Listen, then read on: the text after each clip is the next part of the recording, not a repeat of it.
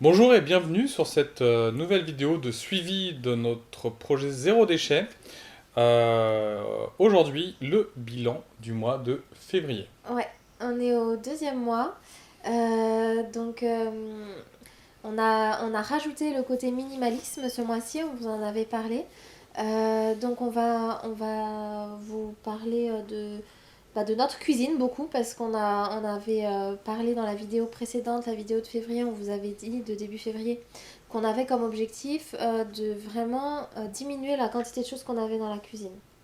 C'était ça, entre Ouais, autres. mais au niveau des zéro déchet, on n'avait pas forcément donné d'objectif. Donc en fait, par rapport au zéro déchet, je pense qu'on a fait une réussite, vu qu'il n'y avait pas d'objectif. Oui, au zéro déchet, en fait, on était arrivé à trois poubelles, dont deux qui sont les poubelles jaunes ici à Rennes Métropole et une qui est donc les autres déchets. Et on a un compost. Et là, du coup, on n'avait pas redonné d'objectif particulier. On s'était dit entre nous qu'on voulait maintenir cette quantité de poubelles. Ce qu'il y a avec le minimalisme, on a rajouté énormément de poubelles pour plein de raisons et aussi la suite de la dernière fois, ça a continué, c'est que comme on part maintenant sur du vrac, on doit finir tous nos sachets de choses qu'on achetait pas en vrac et dont on a encore des sachets à finir. Donc ça nous rajoute des poubelles par rapport à ce qu'on voudrait à terme, quoi. Mais du coup, oui, effectivement, on n'avait pas un objectif de ouf. Mais voilà, pour vous tenir au courant, on est toujours sur le fait de se maintenir. On a réussi, je pense, en termes de vie quotidienne, c'est ce que je disais, à nos trois poubelles. Mais c'est faussé parce qu'on a jeté pas mal de choses avec le côté minimalisme, y compris moi. J'en parlerai dans une vidéo à part. J'ai fait aussi beaucoup de tri dans toutes mes affaires dans la maison. Donc aussi des papiers, des vieux papiers administratifs, des choses comme ça. Ça rajoute dans notre quantité de poubelles mensuelle. Donc voilà, c'était un petit peu modifié. Voilà pour le zéro déchet par rapport à notre objectif, qui Voilà, est un peu flou peut-être pour vous. voilà. Donc c'est ça en fait, c'est que ouais, le zéro déchet, on l'a fait encore ce mois-ci. Après, il a été mis un peu aussi en aparté avec du coup notre objectif de minimalisme. Et donc voilà, en fait les deux en même temps, ça a été un peu sportif, hein, Oui, je vous c'est vrai. avoue, hein, parce que justement on a eu pas mal de choses qu'on va traiter justement dans la suite de la vidéo. Mais voilà, donc pour commencer justement, en fait, pour parler un peu de ce mois, on va mettre les plus, on va de façon Oui. générale, tout ce qu'on a trouvé bien ou ce qu'on a réussi. Voilà. Bon, pour toi?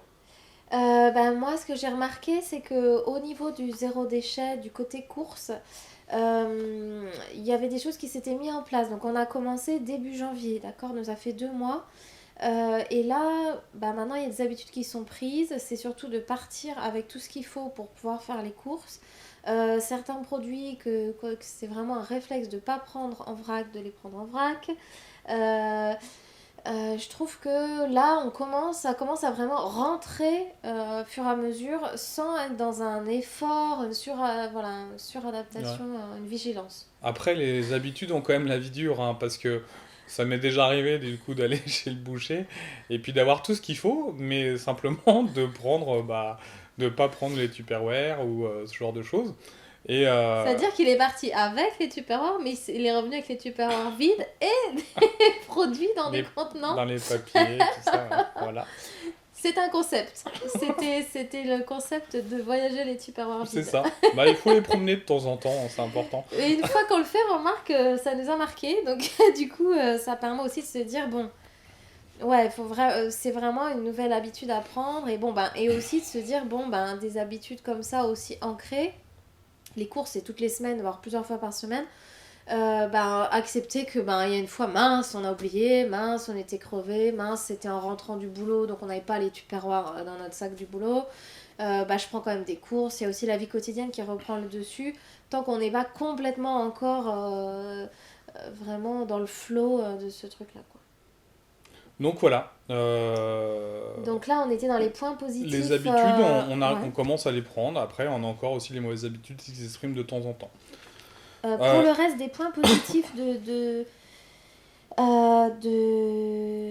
février, il y a aussi le fait que du coup on est plus équipé. Ça va, voilà, il y a eu des achats, du coup on est plus équipé, du coup c'est plus facile de faire les courses. Parce qu'au début on découvrait que, on vous avait dit d'ailleurs, on n'avait pas les tupperwares pour les choses qu'on voulait acheter, ça tenait pas, ça n'allait pas, etc. On n'y avait pas pensé, comment faire pour un demi-poulet et tout ça. Du coup là il y a ça aussi qui était positif. Et aussi finalement ce qu'on pensait aussi au début il y a 2 mois, c'est que ça nous fait sélectionner des magasins différents. Ouais. Parce qu'en fait c'est inversé.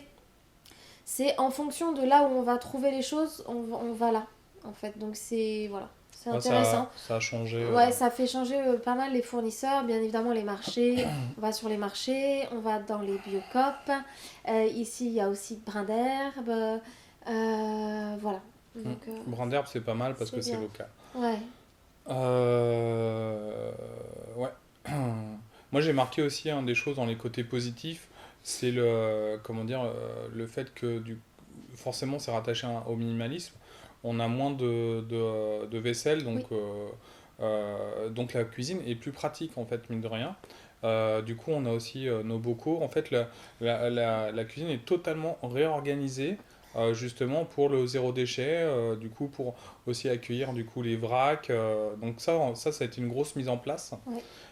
Et du Vous coup, aurez une vidéo d'ailleurs sur tout le processus minimaliste. ouais, Hein, de la cuisine. de pour la l'instant. cuisine. Et après, Oui. on va faire pour les autres pièces. Oui, mais vous allez avoir une vidéo à part, c'est pour ça qu'on vous détaille pas complètement la démarche au niveau du minimalisme et du tri qu'on a fait, parce qu'on va vraiment vous faire une vidéo à part avec des photos et tout. Vous allez voir ce qu'on a gardé ou pas. Voilà. Donc là, c'est pour Mais les c'est côtés. vrai que en positif, je suis d'accord avec toi tout à fait sur la fluidité. Ça nous a pris plusieurs week-ends et semaines et il y a eu des moments un peu gros bazar parce que quand on trie, vous savez bien, c'est un peu comme quand on sort tout et qu'il y a tout qui est sorti et que voilà, il y a un moment, il y a tout qui est dehors et que voilà, c'est un peu paniquant, mais du coup On arrive au côté négatif, justement. voilà.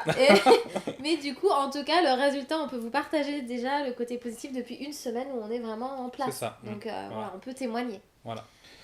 Alors, les points négatifs qu'on a pu avoir, c'est par exemple, on a pris 3 fois des pizzas ce mois-ci. Ah oui. Alors, moi, j'ai noté que c'était sans doute dû à une régression qui était liée à un besoin de simplicité, dans le sens où est-ce qu'on avait la cuisine un peu en désordre, on était en train de tout préparer. Et du coup, le soir, une petite pizza, ouais, on se fait une pizza, voilà, ça va être plus simple. Voilà, donc c'était ça. C'est les Donc, pizzas, vous savez, les pizzas à emporter. Donc on ramène avec, évidemment, après, il y en a plus quand on termine que quand on commence, quoi. Il y a des cartons partout, voilà.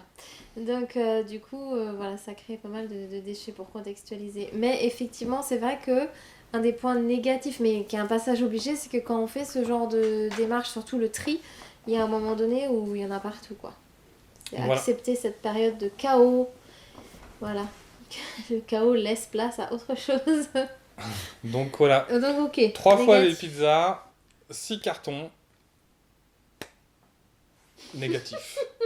On est d'accord, Augmentation gravissime de la poubelle jaune. c'est ça. Qu'est-ce qu'on avait dit dans les points négatifs? Il y avait le vrac dans les supermarchés parce que il y a un moment donné où on peut pas être sur tous les critères. Donc moi je m'étais dit ok, critères vrac déjà. Essayer de tester le vrac dans différents fournisseurs, bio, non bio, voilà, autres magasins locaux. Et en fait, on s'est retrouvés dans un supermarché avec des pistaches à 50 € le kilo. C'est ça? 50 € le kilo dans un supermarché. Alors, on va dans un supermarché, on s'attend quand même à avoir une qualité moyenne, avec un prix moyen. Mais à 50 € le kilo, là, on est sur du bio, mais du bio high level quand même. À 50 € le kilo, c'était de la pistache, ouais. Pistache, Et ouais. du coup, en fait, on arrive avec, du coup, on n'est pas un endroit pour acheter du bio, on n'est pas non plus un endroit où est-ce qu'on va acheter 50 €, c'est-à-dire quasiment 30 € plus cher que le produit emballé dans le supermarché, quoi. Donc, enfin voilà, pour nous, c'était... Ça nous a fait réfléchir. Ça nous a fait réfléchir, ouais. À se dire dans les critères, c'est-à-dire qu'on peut avoir un critère que local, que bio, que vrac, enfin c'est plusieurs critères. Et il y a des fois on peut pas remplir tous les critères, mais là en tout cas de se dire au moins il faut que le vrac soit deux choses. Il soit pas hors un magasin bio est plus cher que du bio, parce que ça, c'est pas très. Pour nous, c'est pas très. On valide pas ça. Et deuxièmement, si c'est plus cher que quand c'est emballé, on cautionne aussi un drôle de truc, parce que normalement, le fait que ça soit emballé devrait être plus cher, normalement, si on était dans les vrais coûts. Donc voilà, on a eu cette réflexion-là, et du coup, on est passé en vigilance accrue du côté du vrac aussi. C'était un apprentissage. euh, on recommence en fait la vigilance, on recommence comme avant à connaître le prix au kilo des choses qu'on achète. Mais c'est hyper important en fin de compte parce qu'on se rend compte aussi que quand on est adepte, notamment comme moi, j'aime bien manger certaines graines, donc pistaches, pignons de pain, vous me voyez venir. Enfin, il y a des choses qui sont beaucoup plus chères que d'autres. Donc ça fait réfléchir aussi comment c'est récolté, pourquoi c'est plus cher, d'où ça vient, le trajet que ça a fait jusqu'à nous, on en avait parlé dans la première vidéo. Donc c'est intéressant, voilà, de se dire aussi pourquoi on paye ce prix-là au kilo ou pas, et quels fournisseurs on cautionne derrière, et à qui ils ont acheté, voilà, si c'est dans des supermarchés ou magasins bio, à qui ils ont été achetés les produits. Explication très complète. Voilà, Merci Marion. trop bavarde. Non, c'est très bien. C'est très bien. Ok, les points négatifs, c'était à peu près C'est tout. traité? Bah oui. Ok, bon, bah maintenant on arrive à Objectif Mars, mission conquête spatiale. C'est une blague de Marion. Sébastien n'a pas trouvé ça drôle. Moi, je trouvais que ça ressemblait à Tintin Objectif Lune et que c'était le seul mois du calendrier où on pouvait faire la blague.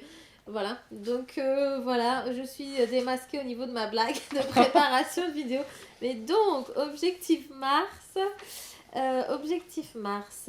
Moi, je voudrais vraiment qu'on passe à plus de sacs de vrac en tissu parce que, comme on était en transition, on a beaucoup de sacs craft qu'on réutilise évidemment. Mais des fois, j'avais plein de sacs, enfin j'avais quelques sacs craft que j'avais déjà utilisé plusieurs fois, et arrivé dans le rayon, j'ai préféré reprendre un sac craft neuf parce que par exemple, je voulais acheter notamment ça peut être des amandes, enfin des choses que j'allais manger directement, et dans mes sacs craft, il y en avait que j'avais utilisé pour des légumes.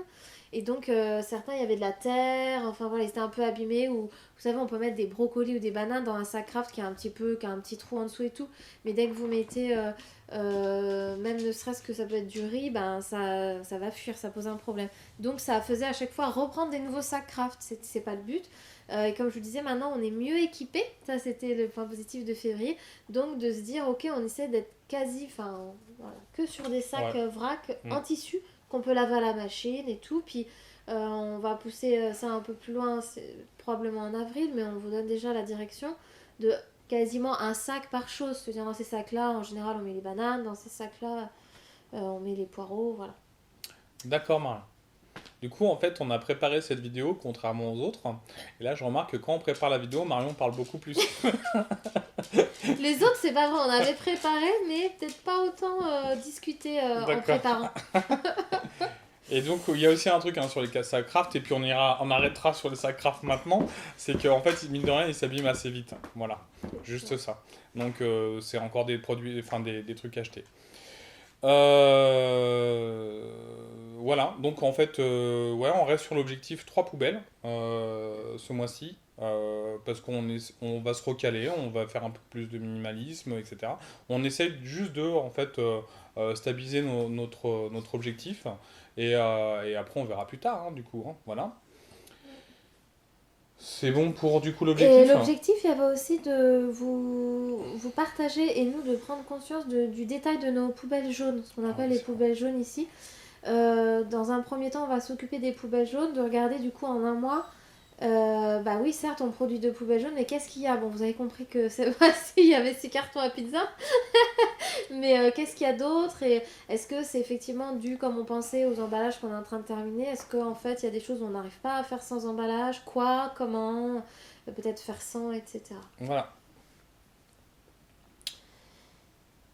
C'est bon pour toi? Oui, c'est bon pour moi pour l'objectif Mars. Et il y avait cette ouverture aussi que tu voulais faire sur un sujet, je voulais juste déchets. en fait parler, parce qu'en fait justement quand on commençait à parler justement du zéro déchet, on voit beaucoup de gens en fait utiliser du verre que ce soit en fait pour les liquides ou même des bocaux, ce genre de choses.